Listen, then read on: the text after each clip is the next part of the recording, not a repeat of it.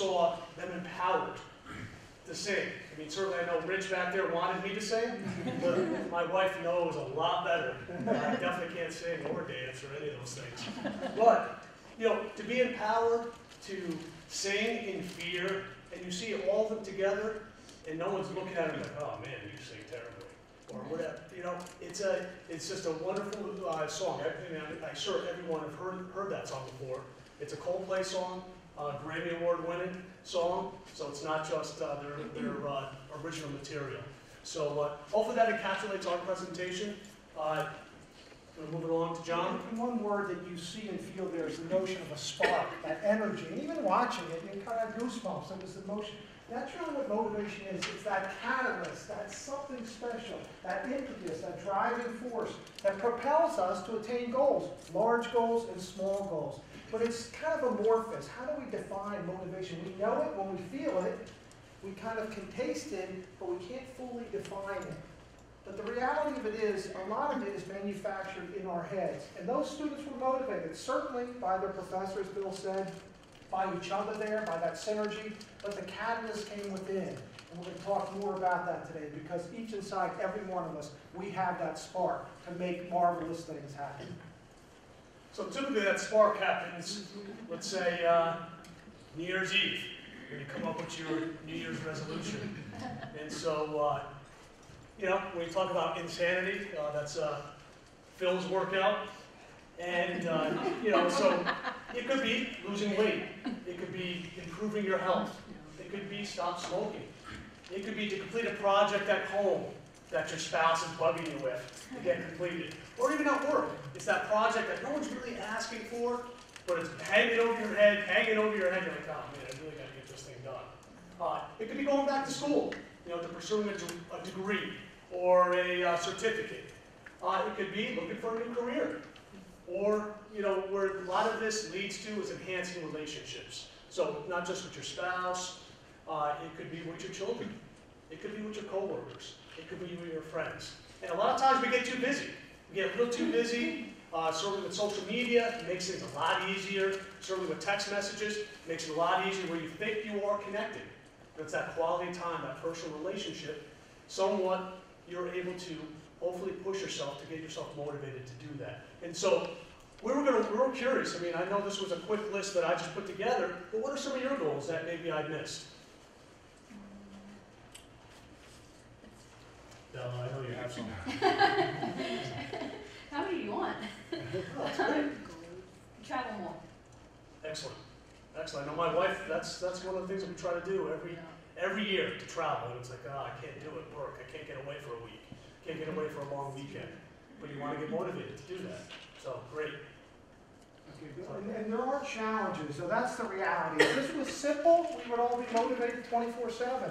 The reality is we all face challenges, and they aren't all just individual. They start really at the national level, probably more than this international level. When you look at 2008, that economic breakdown, the ripple effect across the world, and still felt here, economics and political implications from that.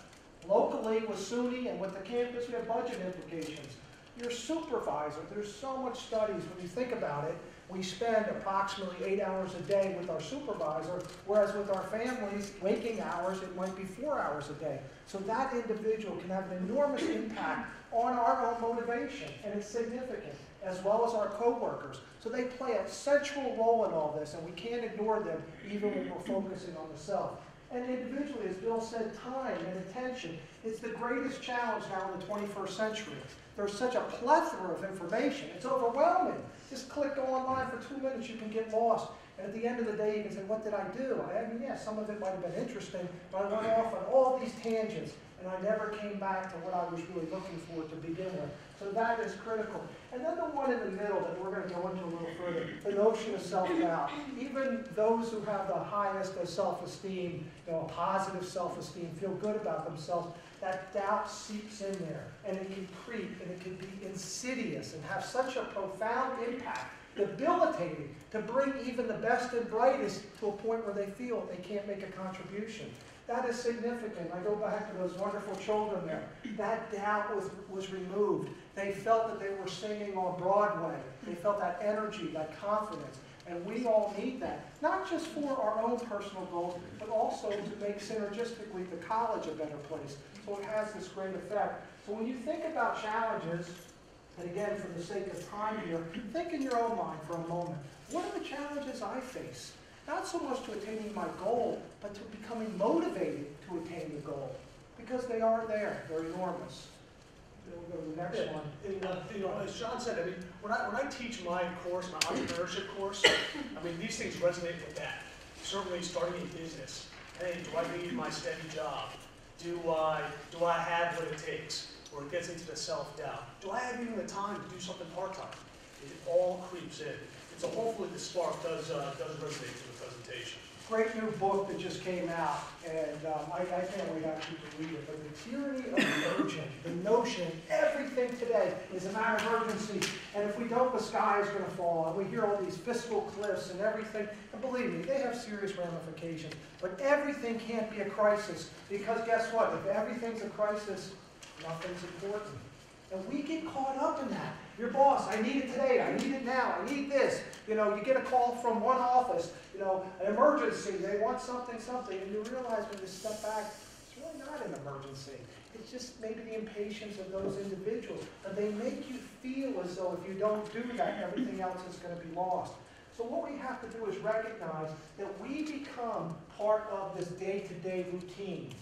And as I mentioned, the studies show that due to the vast expansion of the use of the internet, that day-to-day routine is excelled. So even though it's a routine, which sounds kind of methodical, it's actually a fast-paced routine that rarely allows people to sit back and to just ponder and think.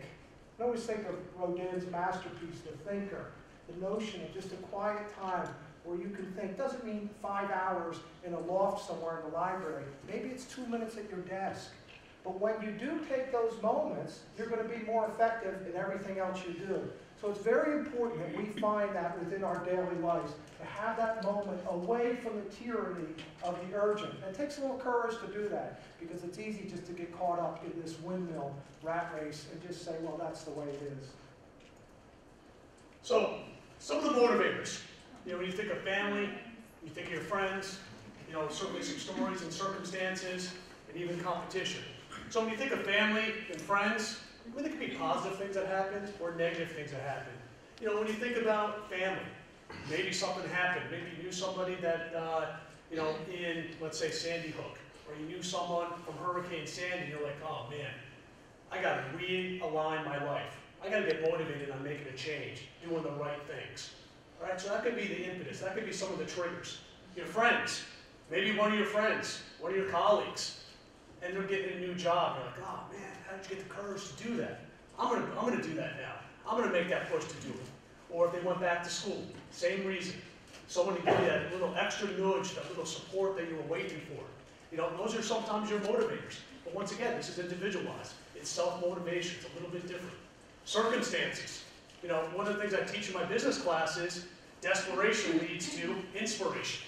Okay? And so certainly in this economic climate, you can have various reasons to start a business, change careers, or it can be really, really debilitating. And you could feel like, man, I can't leave. I can't do this. I have to stay here. And you decide not to do anything. Okay? And you become demotivated. And then ultimately competition too. Competition. Looking at your peers, looking at other businesses, looking at other organizations, also are ways to push you. Okay? But not all these are going to fall in under your degree of what self-motivates you. Because it's going to be, as John talks about, that little spark. Whatever it is, that little spark, whatever is individual to you, will trigger you to make that constant or that initial decision, I need to change. Okay? Well, Bill's alluding to positive motivating factors. There are some that are motivating factors that can make you move. Think about a car coming in the road. Hey, that's going to motivate me. I'm going to get out of the way. But that notion, that particular motion, fear, can only sustain for so long. It's remarkable to watch the graph on fear and what it can do to people as far as inspiring. It can get you to move initially, and the bar jumps up, and the person will do whatever, the project, they'll get started on it. And then over time, the fear wanes, it levels out, and then ultimately the production drops well below where it initially started. And that's really interesting. Think about it. pragmatically speaking, fear does not make you more effective, it makes you less effective. And yet, we read about it all the time, the tough boss who's putting fear, instilling the fear of God in everyone. Guess what? They're not effective managers in the long run. So we have to recognize fear might get us to move, that's okay. It won't sustain us in achieving whatever it is we want to. Anger is another one. I know I come across here as relatively mild-mannered. You should see me with my children. I am not mild-mannered. And I'm catching myself constantly because my reaction, my gut reaction to my soon-to-be 7, soon-to-be 20-year-old Elias is anger. I want to go there immediately. And I'm thinking, that's going to get him to do X this morning, brush his teeth. And I watch how it does. I finally take that little step back. And I see, yeah, he does that first step. And then he realizes that that threat probably is an idle threat. But more importantly, it's not motivational. Okay, if I don't brush my teeth, that's going to spank me? That's not motivation. Whereas something more positive, brush your teeth, you're going to be healthier, etc., still doesn't work, but nonetheless, I feel better. And my point is, even at that young age, fear and anger has such a limited impact. It's remarkable. It's truly remarkable to see this. Negativity in general, talking about this, it usually brings people down. It depresses the emotion. It doesn't bring it upward. So if people are hearing about, I want to be motivated to do something different, but they wallow in their current condition, they're less apt to seek that new adventure. Whereas the other person who's looking at the potential, maybe it is taking that trip. And one person might be focused on, I don't have the money, etc. The other one is looking for ways to find that extra cash to be able to do those things. The latter is